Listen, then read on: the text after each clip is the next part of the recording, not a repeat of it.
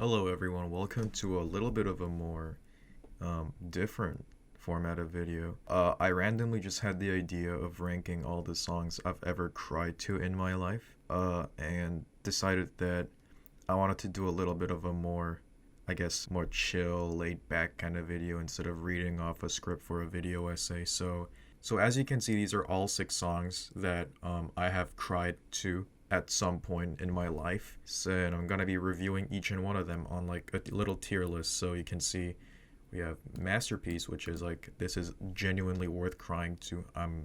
You know, it's a very good song. We have Beautiful, which is still very good. Solid, Sad.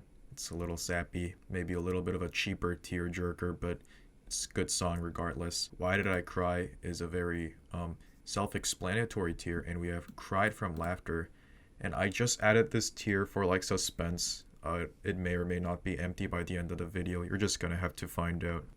I recommend you guys try this as well if you've cried to songs. I guess. I don't know. I just thought it was really, like fun. So let's just get into it.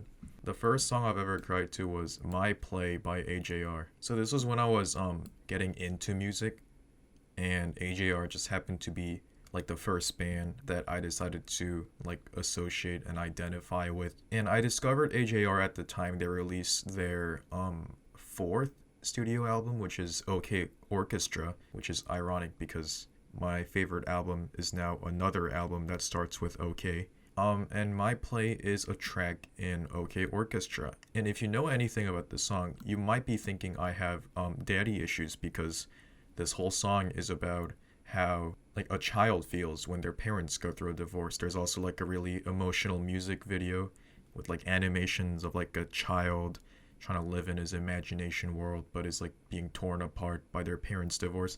It's pretty sad stuff. I'll hopefully go into more details about this song in my AJR video once that's coming. It's definitely coming soon. It was supposed to be my next video after the Taylor Swift, but I just got sidetracked with this. Overall, the lyrics of this song are extremely personal. It feels as if AJR themselves had a rough childhood with divorce. I don't actually know if that's true or not. I know they do have a stepdad, but I don't really know much about their family life, so I'm not gonna assume anything. But the lyrics are, very good. There are lines like, I put on a play in my basement. Mom and Dad, smiling faces. But now I don't know if they faked it. Guess everything is complicated. but my problem revisiting this song is, much like many other AJR songs, the instrumentals almost sound a little more whimsical than it should, because I feel like, with the solid theme, lyrics like this song could easily be up in these, like, higher tiers. But I feel like I'm gonna put it at a solid slash sad because it definitely is one of the stronger tracks on the album, and I did cry to it mostly while watching the music video. I don't make assumptions about family life. I promise. I didn't like relate to it on a personal level. My parents aren't divorced. But yeah, this is a very sad song. If you have divorced parents, you might want to watch this, not well, listen to the song and maybe watch the music video. It's a good song. I don't regret crying to it. It's solid. Next up we have I Hear a Symphony by Cody Fry. I don't fucking know who Cody Fry is. I think I was like listening to music through autoplay, and one day the song just kind of came through, and I was like, I'll check it out.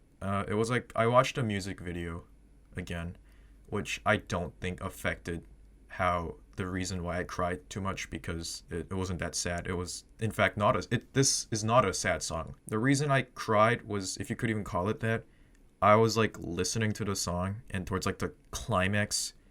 So essentially the song is like some guy singing, and it's like orchestral composition in the background, and it sounds like a grand Disney song. I'm really bad at describing songs like these, mostly because it's so out of my comfort zone. I don't know how I approached a song like this and still managed to cry like a baby. I was just listening to the song. There's like a orchestra crescendo, like the string section, piano going crazy, and like the guy singing in really high voice. And the song just sounded really euphoric at the moment, and I think like I teared up because of that. So this is not a sad song at all, but revisiting this song, I still think it's a pretty good song, very glamorous, very orchestral. So I don't know. I just think it's very beautiful. I'm gonna put it at a tier right here. Next up we have okay, so I'm never beating the emo allegation, but the next song is Mama, the song Mama from the Black Parade, which is a concept rock opera by emo punk band My Chemical Romance. The Black Parade is an album that I mostly got into because I watched the Wendigoon video on like the story behind the concept album, because I'm pretty sure many people have different interpretations as to what the story of this album is, other than like the very generic storyline of there being a cancer patient and like a black parade's a metaphor for death. And I only checked this single out from the Black Parade. Well, it's not a single. I checked this track out from the album before I actually tried the album a few months later because Wendigoon told me that it's a very underrated song. So I gave it a spin. I admit my first few listens I was just like, this is very loud and I don't really like it. But later when I revisited this song, I just thought I don't know, it was a very sad song. For those of you who are unfamiliar with this album, the track Mama is about like I think a World War I soldier writing letters to his mother, like saying how he's sorry for being a bad son and how he's probably gonna die in the battlefield. And, you know, despite his son's self-hatred and regret, his mother is like, no, you were still my child. Please don't die. I'm gonna be sad. And I think the song gets really good. By the way, yes, Mama is probably still my favorite track from the Black Parade because it's the only one that made me cry. And there's like a part where there's like after like verse 2 and some chorus or something during the bridge, you can hear like the voice of the mother telling the son to like, oh, please come back, maybe I'll sing you a song. But the soldier is like, it's too late, mother. And then the outro is extremely powerful. But the part that really made me cry is at the end, as like all the glam rocky punk rock, all the instrumentals are fading away, and you're just left with an isolated sound of a mother just sobbing the loss of his son who died in the war. And there was just something about that was so, I guess, haunting. It definitely is one of the saddest moments on the album. I'd argue the saddest. And especially knowing what the song means and like conceptually and lyrically understanding it, that part just really hit me hard, and I bawled like a little baby. I don't know. I'm thinking either like a high beautiful or like a low masterpiece. I think I'm gonna put it at beautiful for now, but if there aren't many other masterpieces, I'll move it up.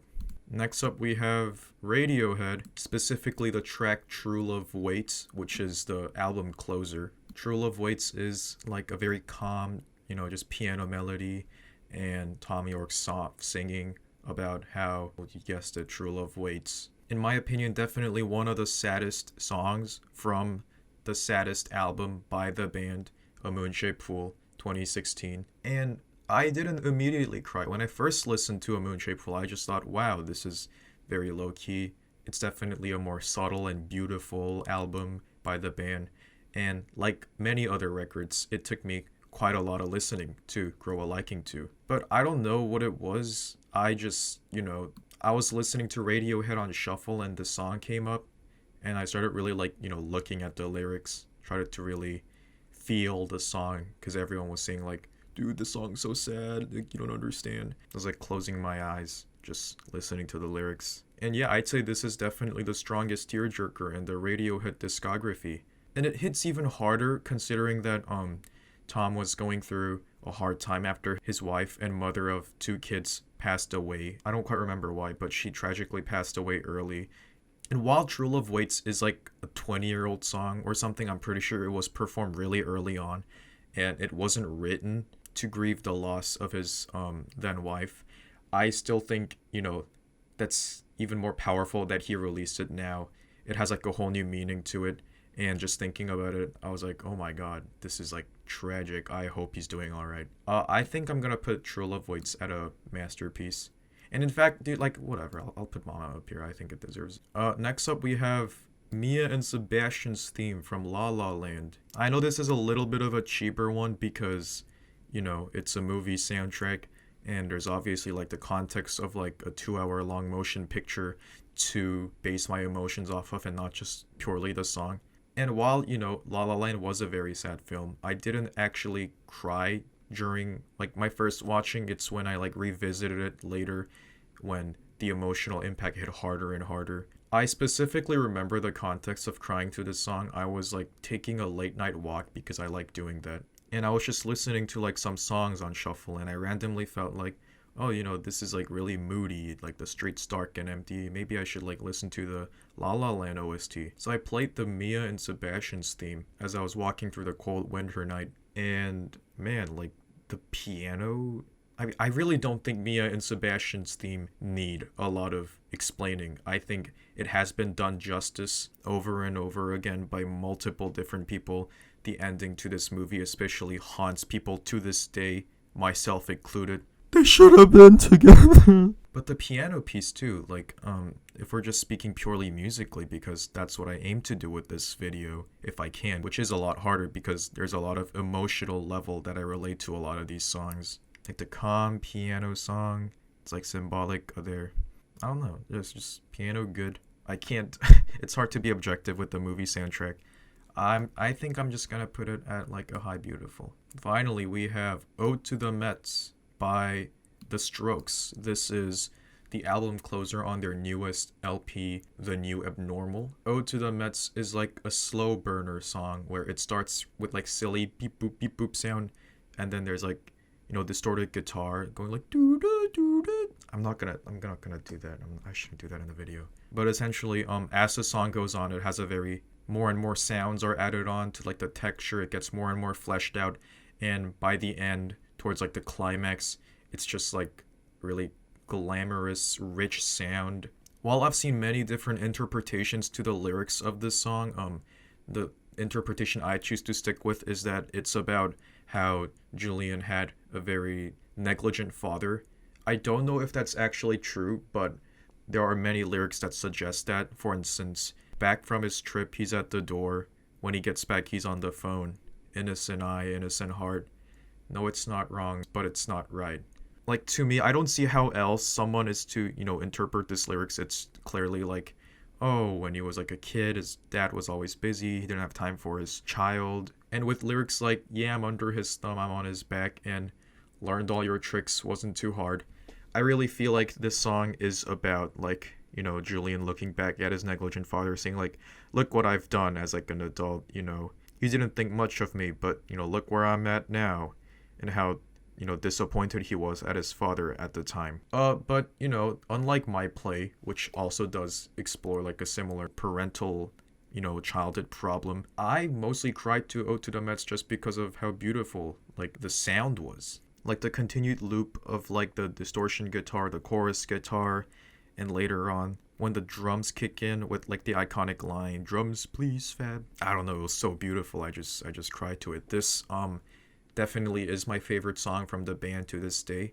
I think it's one of the greatest songs of all time. Definitely recommend listening to it. I think I'm gonna, sneak it right here in the masterpiece. So this is the final tier list of the songs that made me cry. I know this was a little bit of a scuffed video, especially because I wasn't going off a script and I'm not good at just, going on and on ranting. I think the takeaway from this video is it's okay to cry to songs, I guess. I don't really know why I made this. Comment down below some of the songs that made you cry and maybe I'll check them out and maybe I can cry with you. That's pretty much it. Thank you for watching. Bye.